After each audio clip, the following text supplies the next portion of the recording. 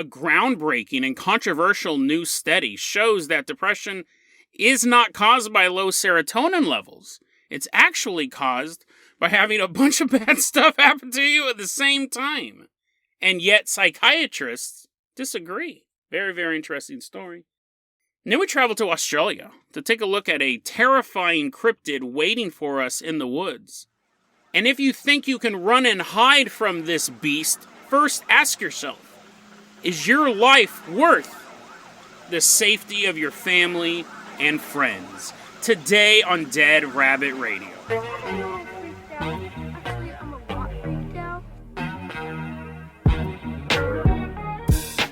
Hey everyone, welcome back to another episode of Dead Rabbit Radio. I'm your host, Jason Garbiner. I'm having a good day. I hope you guys are having a good day. I hope you guys are having awesome fun doing whatever you're doing.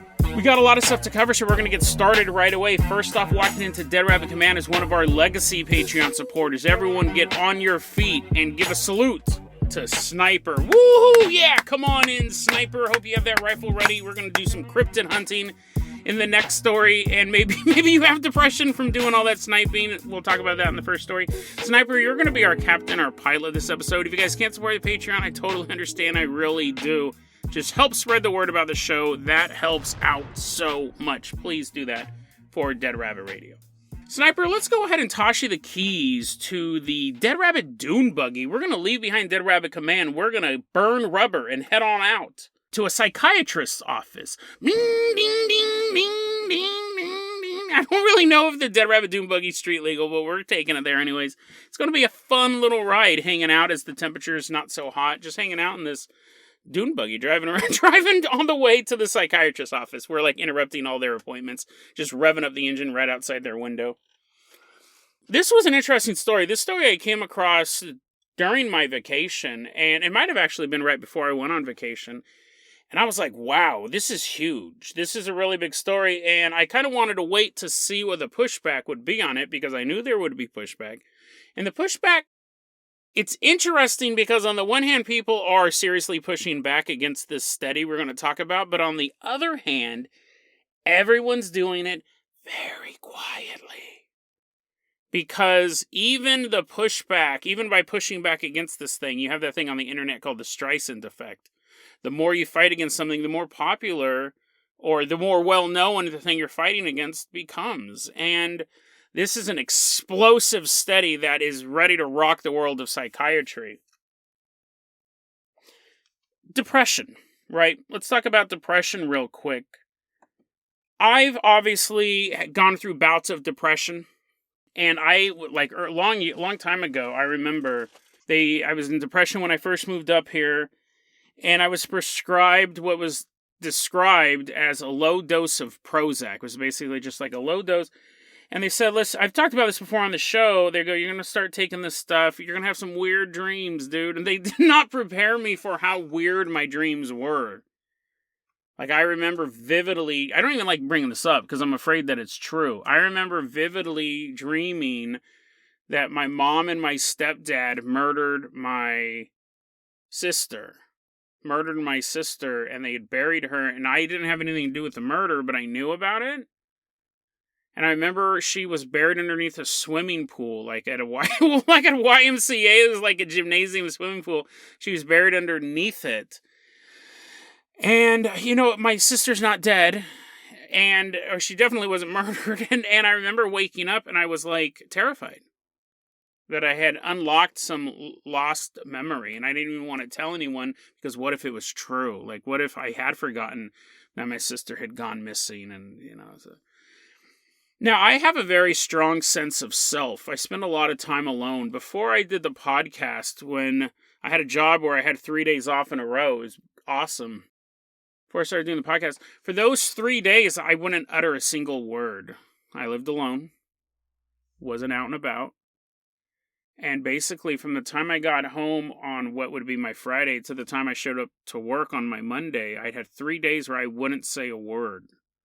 So I was constantly in my thoughts. I didn't even notice I was going through that until I realized it. Like, I had done that for months and months. And I was like, wow, I go 3 days without saying anything. I've always been a fairly introspective person. I recharge by being alone. I'm constantly surrounded by people. I can't relax. I have to have moments, long moments where I'm by myself. So I have a very strong sense of self. I know how my brain works. I know how my thought patterns work. So when I started taking medication that was in effect changing things in my brain, I could tell. Going back, like I was taking the Prozac and I remember when I was taking it, when it tapers off eventually, this feeling. But I thought, I understand why a lot of SSRI drugs, why a lot of antidepressants have black box warnings saying this can cause you to kill yourself or to hurt other people and stuff like that. Because if you didn't have a strong sense of self, if all of a sudden you started taking a medication and you begin having intrusive thoughts and you had never had intrusive thoughts before, or you start having these dreams that make you question reality, I understand. I get why teenagers shouldn't be taking this stuff, right? It's very controversial for teenagers to be taking this stuff. And I'd argue anyone without a strong sense of self. And I remember I stopped taking it because I started working out more. I was exercising all the time. And I was like, I feel great. I don't need this medication anymore. So I just stopped. This is not a medical advice podcast. I remember I ran into my doctor at Safeway. And I was like, hey, what's up, man? We were talking a bit. And I said, hey, I stopped taking that Prozac. And he was kind of like, huh? Oh, okay. And I said, well, I've been working out a lot. And I just feel good. And I remember this very important to me. He goes, that's fine. He goes, you don't have to take it. He goes, it's such a low dose anyways. He goes, but you have to treat your workouts like medicine. You got to do them every day. Some form of exercise every single day. You have to treat it like it's treatment. That's a very good piece of advice. But then, obviously, stuff happens. And I remember I was kind of going, I wasn't really super, ever so often, just not like a normal person. You have good moments and bad moments, and sometimes you're a little more depressed than others. I remember at this point, I had the same doctor. A couple of years had passed, and I was talking about, feeling anxious, feeling down and stuff like that. And I was there to get treated for something else. And he goes, well, for the depression, we can put you back on the low dose of Prozac. And I said, pills aren't going to pay my bills. And he kind of chuckled. And he goes, yeah, it's true.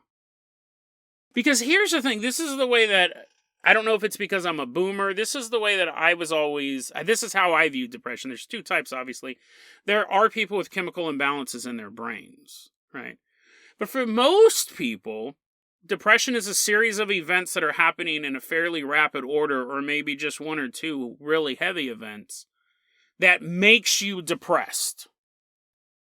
There are people out there who have bipolar disorder. That is a brain chemical thing, right? And then there are people who just like, wow, I can't believe the string of bad luck I've had. And it makes you depressed. You go, what's the point of even going on? You may not even be that depressed when you're thinking about ending it, but you're just like, am I ever going to get out of this hole? Are things ever going to change? Now, what I figured was that people just knew that. People just understood that there were different types of depression. But recently I read this article, and this has been super controversial.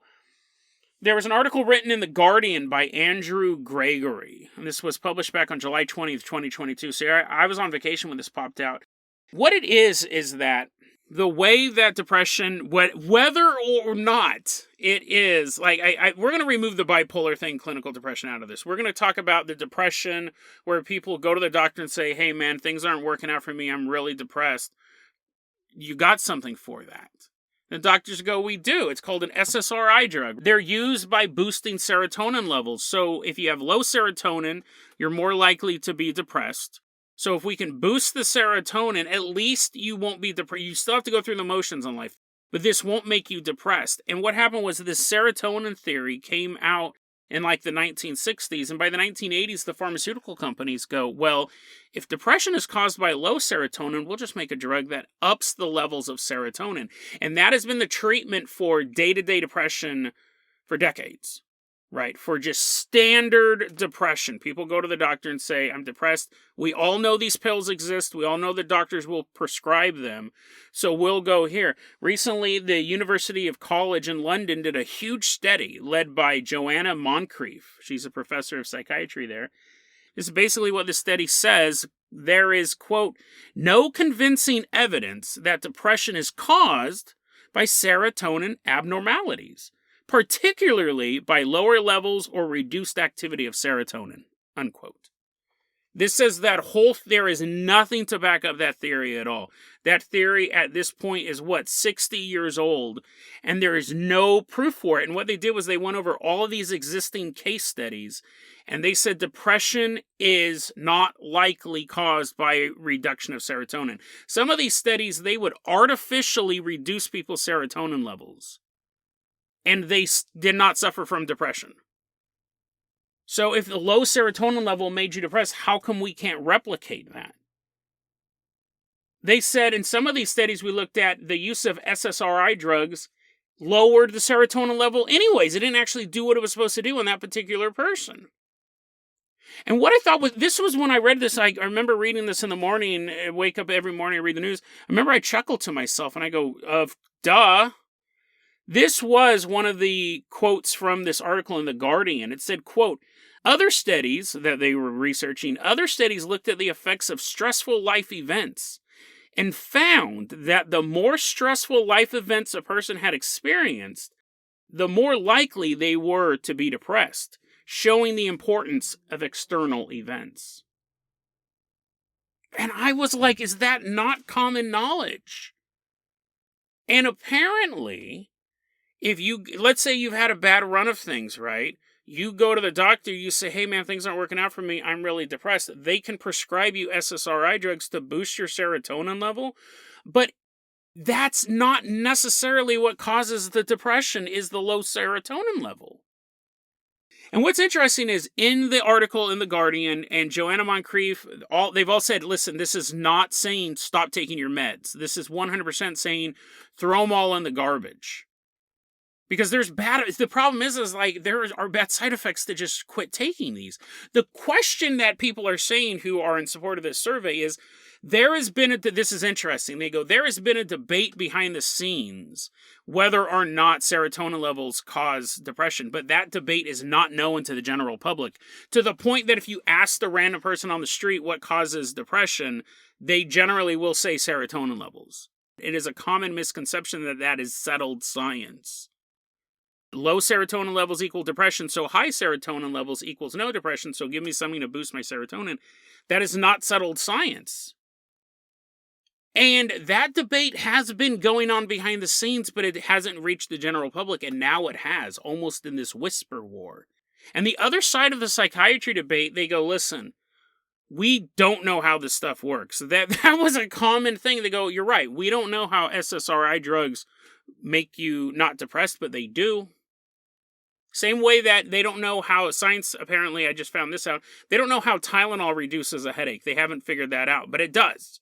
That was a comparison that was constantly being used. We don't know why Tylenol makes the pain go away in your head, but it does. They said we don't know why SSRI drugs work, but they do. And then, at that point, you have to open up the whole placebo thing, right? If a medical professional gives you something and says this is going to make you less depressed, is how much of that is the placebo factor? They've even gone after the other side of the psychiatry argument, who are saying, no, you have to keep taking these. Let us debate behind the scenes, but keep taking these. They've criticized Moncrief for being a quote-unquote radical against the pharmaceutical industry, saying, listen, she has a bone to pick with these people.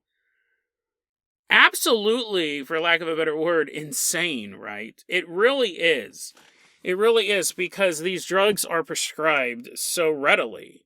Now, I was lucky. I've always had really good luck with doctors, right? My doctor could have been like, no, you got to get back on those, buddy. It'll help you out, and da-da-da-da-da. I've always had really good rapport with my doctors, and they kind of know my journey and where I want to end up, where I want to go. So he's like, yeah, dude, you don't need that stuff anyways. Just work out all the time. But, these drugs, listen, I'm not telling you to stop taking them at all. At all, I'm not telling you to stop taking them. And there are people who need them, right? People who do feel better on them. But I think for the general public, I think the problem is the debate is not. I didn't know that at all. Obviously, I chuckled because I always figured there was a good chunk of people who it was external life stressors that made them depressed. Apparently, other people have to get a study on this, right? They have to have a study done to show that depression is caused by external life events. That seems like such a no-brainer, really. But they're just reading the studies and they're being told stuff and they're like, here you go. And then you take this, and it really does. Those first like couple days, maybe a week, it really messes with your head.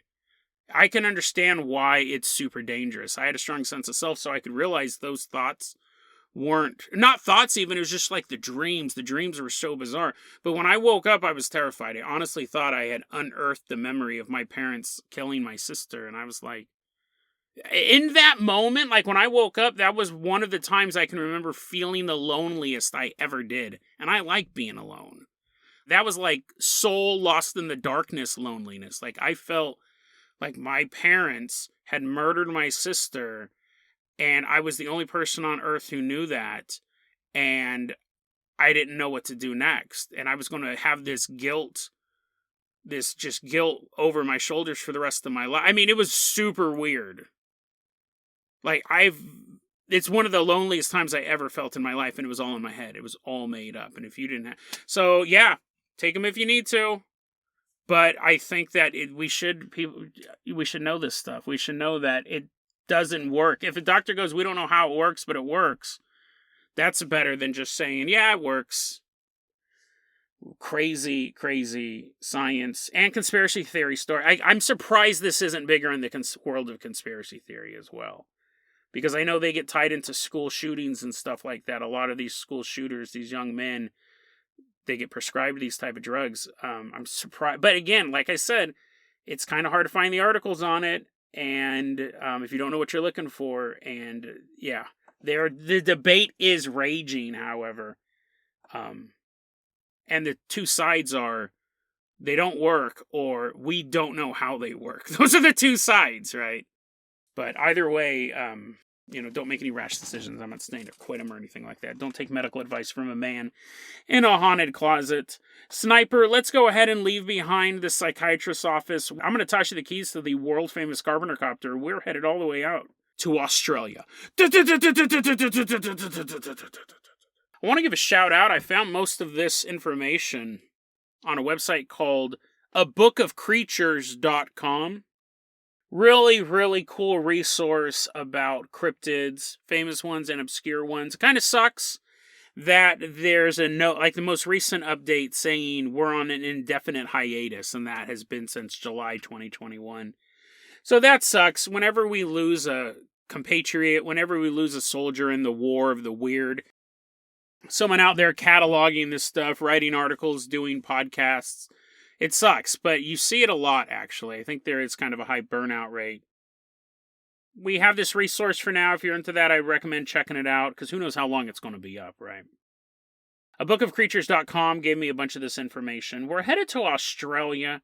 In Australia, there is a cryptid, a creature, a monster that is almost unparalleled to anything we've covered before on this podcast. Because the question is, how much do you value your own life? Very rarely do cryptids make you think of these questions. In Australia, in the forested regions along the coast, sits up high in a tree the Yara Ma Yha Who. The Yara Ma Yha Who. Let's take a look at this guy. Up in the trees in Australia, preferably in the fig trees is where this little dude likes to hang out, is the Yara Ma Yha Who. He's actually quite huge. I don't even know how he gets up there. I guess when you're a cryptid, you're just allowed to do things. He's about 4 feet tall. He's a quadruped, right? He's a creature that runs on its hands and its legs. He's about 4 feet tall and has this huge toothless mouth. Almost imagine like a giant red furry frog. He's all bristly and stuff like that. And he does, like a frog, he does have suction cups on his fingers and his feet. And he loves to hang out in trees waiting for his prey. Because the thing with this thing is, although it's a carnivore, it can't run. It can't run fast at all. If you see one and you're able to get away from it, it will just kind of waddle after you. So that's why its main form of hunting is just sitting there. Sitting there waiting for someone to walk by. It'll sit up in the tree for a couple of days waiting for someone to wander through its forest. And what happens is, imagine this, you're walking through a forest, you're having a good time, and then all of a sudden a 4 foot tall creature fell on top of you. that alone is going to throw you off your game. You're just not going to expect it. If someone threw a blanket on you in the forest, that would be scary enough. But imagine, this creature seems fairly heavy. I'm imagining he's like 100 pounds, 100, 200 pounds. That falling on you out of the middle of nowhere would freak you out. But that's not all he does. What happens is those suction cups on his hands and his feet, they're not just for climbing.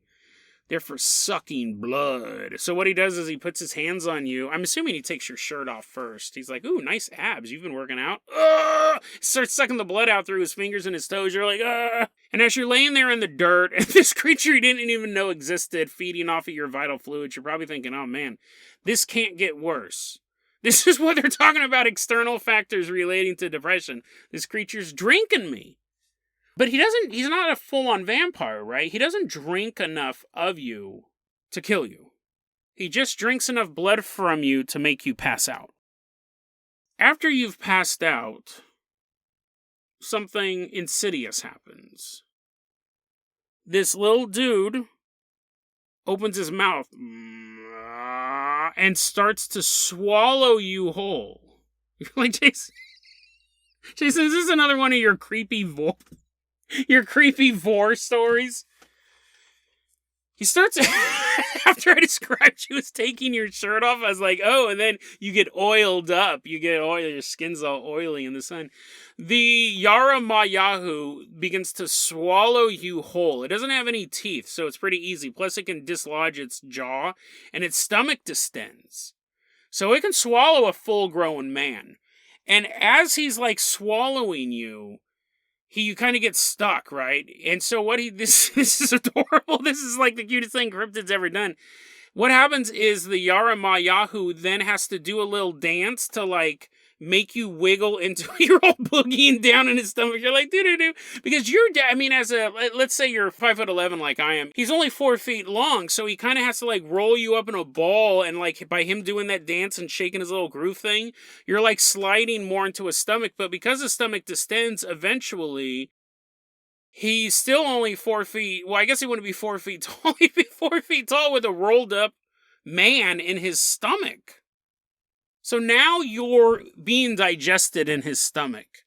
You're back to consciousness and you find yourself kind of pushing against, oh, let me out of here, let me out of here. You're slightly aroused. And you're like, get me out of here. You're not fighting that hard. You're like, oh, please, let me go. After he's swallowed you completely, he takes a drink of water and takes a nap. So you're like chilling out in his belly and stuff like that. And he's sleeping. But eventually he wakes up, and then he vomits you out. And you just slide out of his stomach through his luscious lips. I don't really have a vor fetish. It's just so funny because I get so many emails when I cover stories like this. You slide out, you're like waving goodbye. You're like, bye, Yara Ma Yha Who. You're sliding out, you're covered in puke, and you're laying there on the ground in the middle of this Australian forest. And this is what makes this creature so fascinating. This is what makes this story so interesting, is because now you have to ask yourself a question. This creature is feared in these areas of Australia. So the legend is well known of what happens when you run into one of these Yara Ma Yha Whos. You had some of your blood sucked out, you've been swallowed, digested a little bit, and then vomited back out. And you're fully conscious at this point. You have a choice. You can get up and just run away. The Yara Ma Yha Who cannot chase you. It is so slow. It doesn't have any sort of teleportation powers. It doesn't move quicker through the trees or anything like that. It's like a trapdoor spider. It waits for the prey to come to you. You can take off running. But if you get up and start running away, the Yara Ma Yha Who will start yelling at you. As you're running away, it will yell out, "Where have you gone, my victim?" You just keep running. You run, run, run. And if you turn around, you'll see him waddling after you. Now, if you can easily outrun this guy, right? If you run away, you don't get what's coming next. Because that's not all he does. Trust me, it gets worse. After he throws you up, you have the ability to run away, get up and run away. If you run away, what the Yara Ma Yha Who does, he becomes enraged that his food got away. So he then goes all over the region and drinks up every drop of water. Every lake, every pond, every well built in your local community will run dry. So you've basically doomed everybody near you.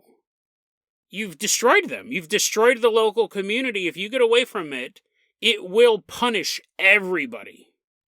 So knowing that you're laying on the ground in the middle of this forest, this creature has just sucked out some of your blood and swallowed you and then did a little dance and took a nap. And now it's vomited you up. Knowing that, would you run? Because you could be like, yeah, dude, I'm just a tourist. I'm just going to hop on a plane and go back to where I'm from.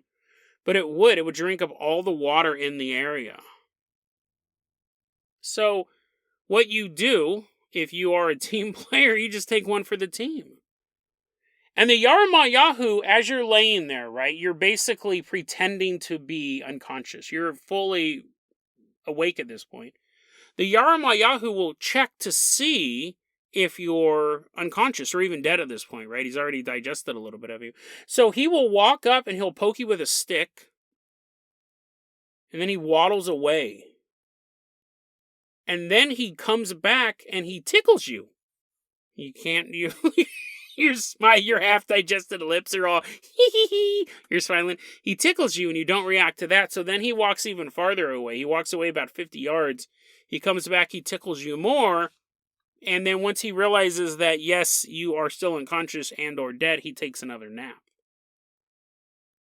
Now you figure, well, Jason, that would you're basically asking someone to run away if you're like, coochie, coochie, coo. You're already digested. I mean, it's not tickling as much as it would hurt. Why would he do that? Why he's basically asking them to run away? Apparently, this is so bonkers. Like, in America, we have Bigfoot. This is what Australia's thing is. There's a whole ecosystem. If the Yara Ma Yha Who does not do this, if the Yara Ma Yha Who does not do this ritual, there is a spirit living in the fig trees in Australia that drives the Yara Ma Yha Who insane.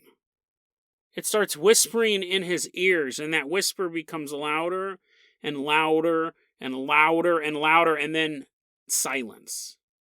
Impossible silence. Like, all of reality has gone mute. And at that point, the Yara Ma Yha Who's soul leaves its body, and the body just kind of falls there and turns into a patch of glowing mushrooms.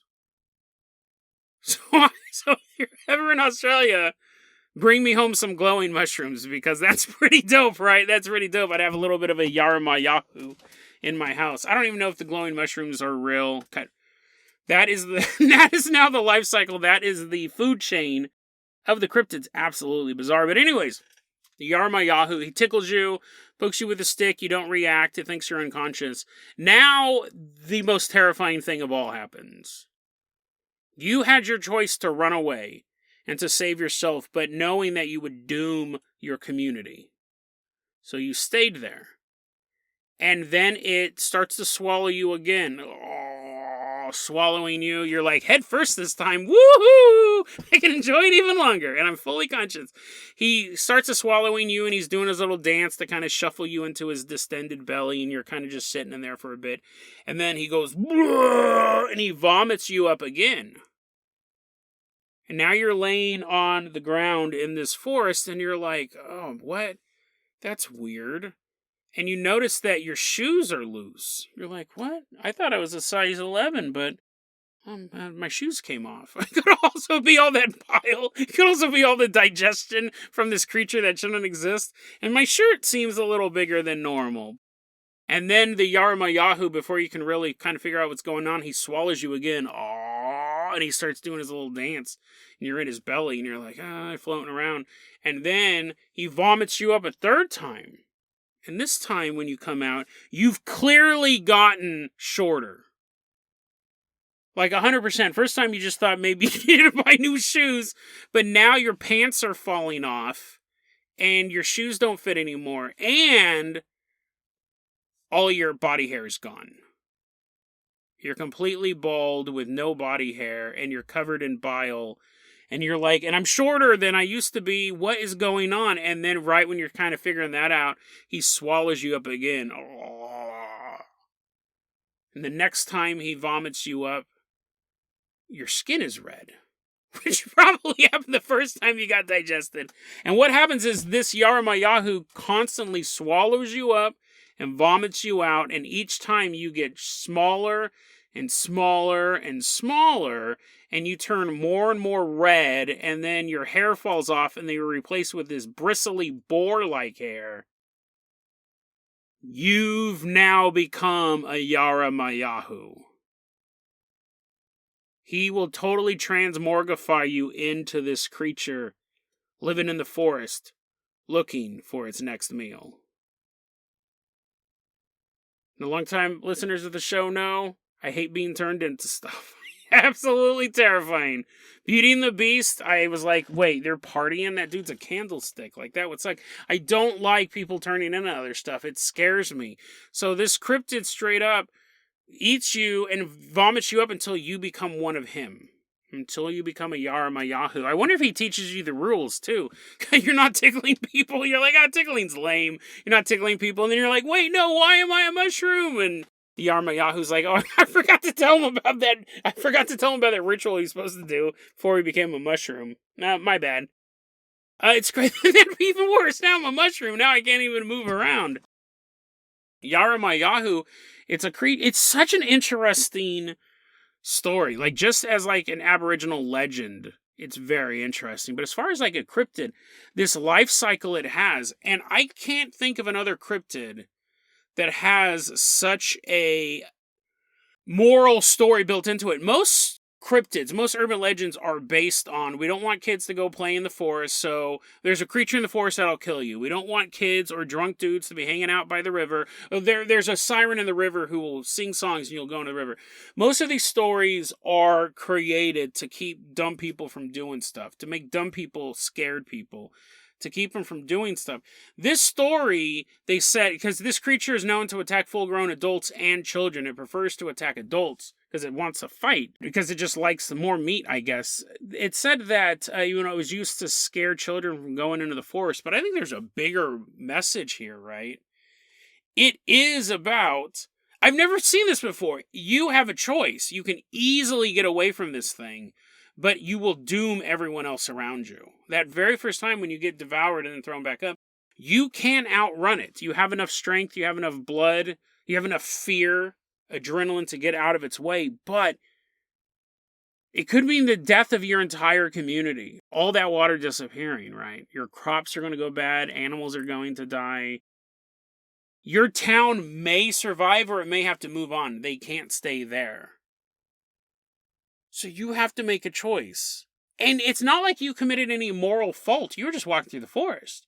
It's not like you were being punished for any sort of sin. You were chosen at random. You just happened to be walking underneath the tree that it's in. And all of a sudden you're thrust into this world where you make a decision. Your life for your communities. You have to choose. So what would you do? What would you do in that situation? I think most of us think that we're noble enough. You're like, Jason, you sicko, you would do anything to get eaten alive, being hanging out in a belly.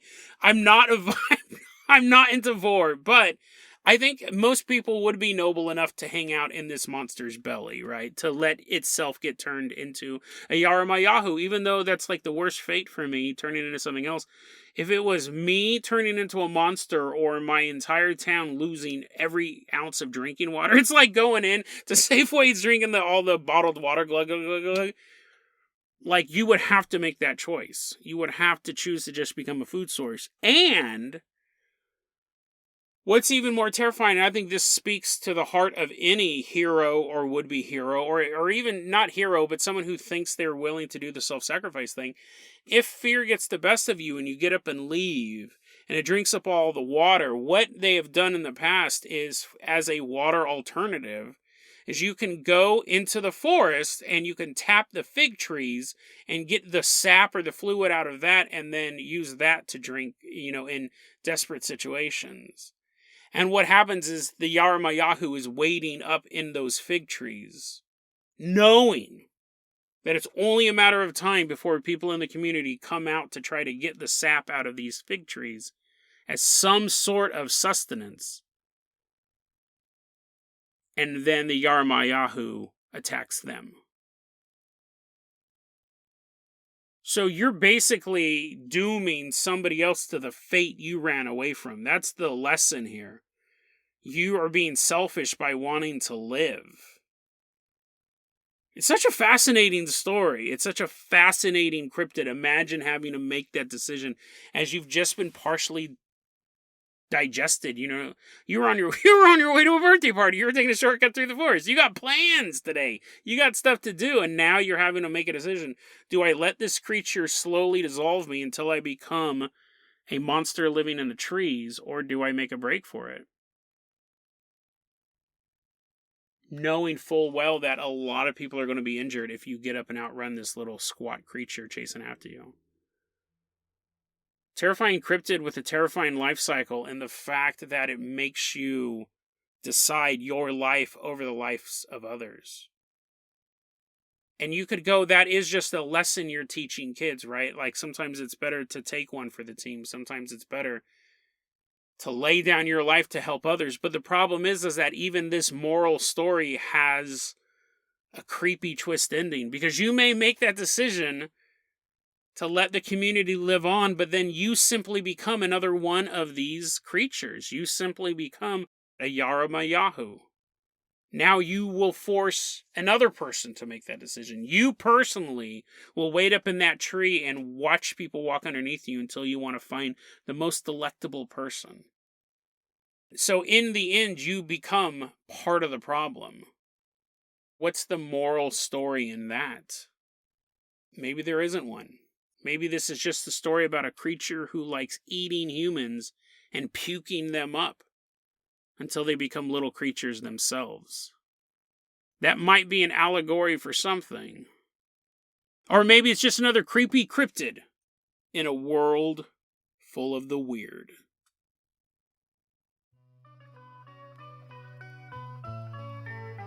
DeadRabbitRadio@gmail.com is going to be our email address. You can also hit us up at Facebook.com/DeadRabbitRadio. TikTok is @DeadRabbitRadio. Dead Rabbit Radio is the daily paranormal, conspiracy, and true crime podcast. You don't have to listen to it every day, but I'm glad you listened to it today. Have a great one, guys.